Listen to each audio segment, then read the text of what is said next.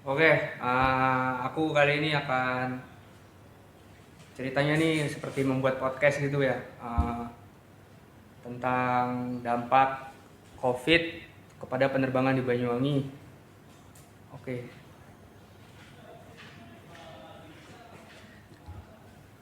di sampingku ini udah ada Mas Presal. Mungkin Mas Presal bisa dijelasin Mas, kayak gimana apa tugasnya Mas di sini nih? Oke, perkenalkan dulu nama saya Fresal. Saya bekerja di Bandara Banyuwangi sebagai Air Traffic Controller, yang secara artinya adalah pemandu lalu lintas udara. Jadi segala sesuatu yang ada di udara itu pekerjaannya Mas buat ngontrol-ngontrol gitu ya? Jadi secara garis besarnya, secara umumnya, ATC itu dia mengatur atau memberi panduan kepada penerbang atau pilot agar tidak terjadi tabrakan, ataupun tidak hanya dengan pesawat saja, bisa juga dengan hal-hal lain seperti ada obstacle atau kendala-kendala lain seperti itu, dan juga memberikan informasi yang dibutuhkan oleh pilot. Oh, jadi seperti itu ya teman-teman. Ya, Jadi ATC ini sayangnya nggak bisa ngindarin layangan yang putus mungkin ya, atau balon-balon yang ya, putus. layangan putus ya. Ya, it's my dream ya. Oke, ini ada beberapa pertanyaan besar ini.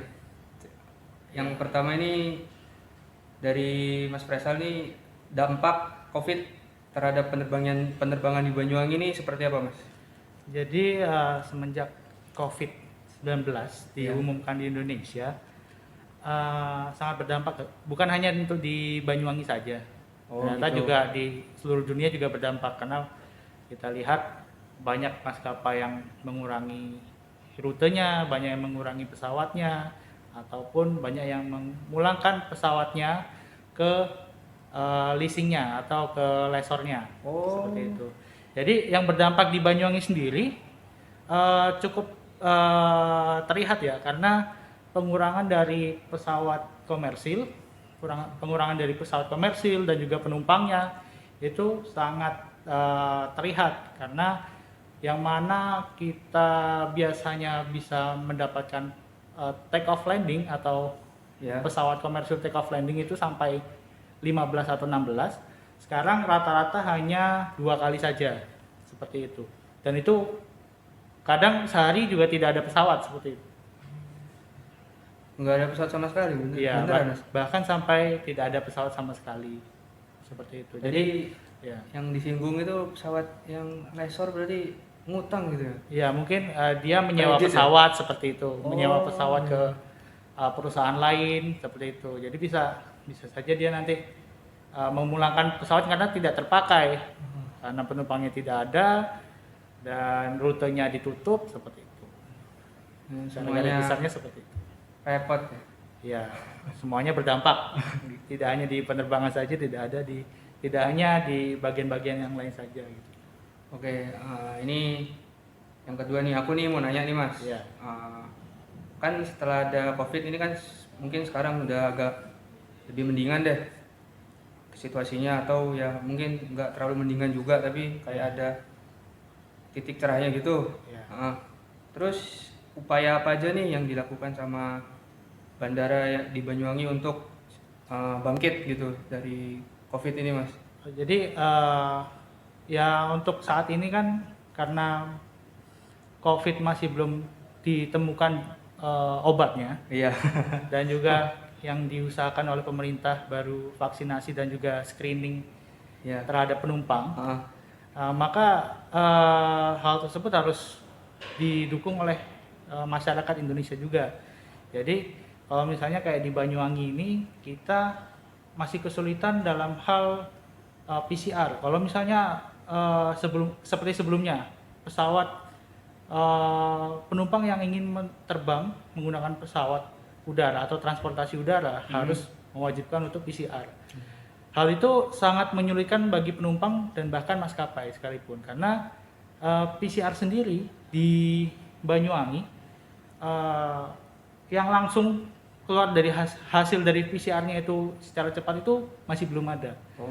Rata-rata saya pernah PCR itu pengambilan sampel di jam 10 baru dapat hasil jam 6 sore.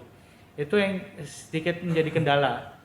Jadi mungkin upaya yang dilakukan untuk bangkit yaitu kita terus melakukan protokol kesehatan dan juga screening dari diri masing-masing itu harus tetap ketat. Jika mau bepergian juga yang seperlunya saja seperti itu. Sehingga bukan hanya untuk di bandara saja ya, di semua tempat seperti pasar kayak gitu juga harus dijaga ketat sih.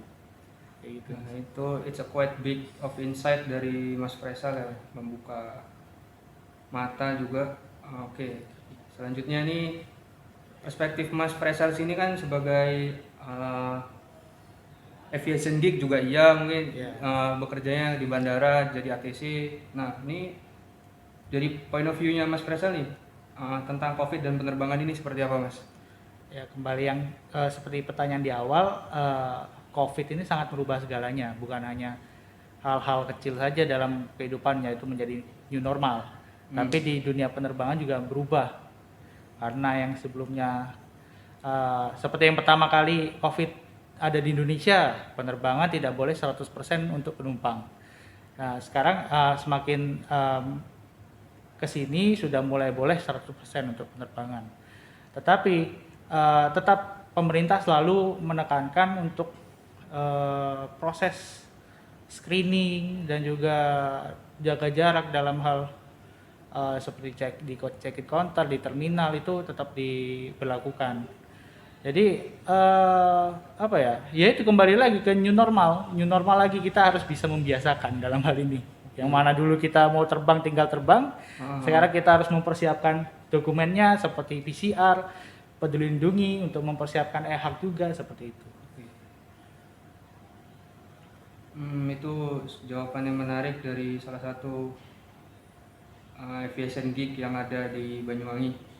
Nah, ini ada pertanyaan terakhir nih, Mas. Ya. Jadi gini, jadi kan setelah semuanya ini, menurut Mas Faisal sendiri nih, dari pribadi Mas Faisal, menggunakan pesawat ini masih efektif apa enggak untuk saat ini?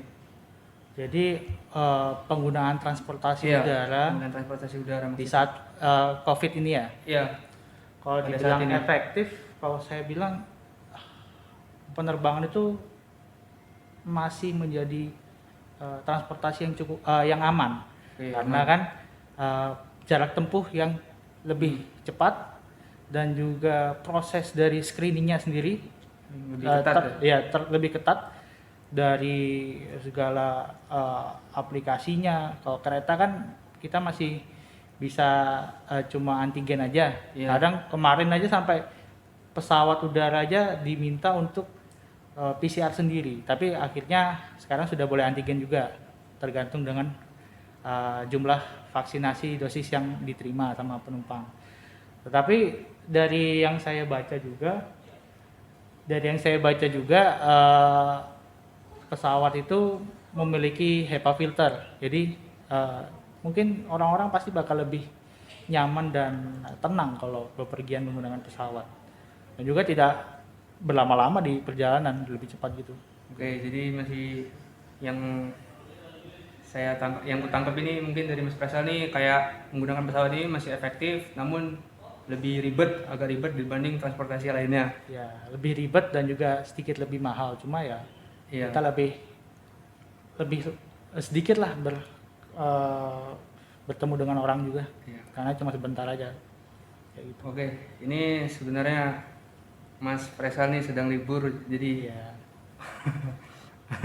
sedikit merepotkan. Cuma yang penting bisa saling sharing-sharing aja, Mas. Iya. Oke.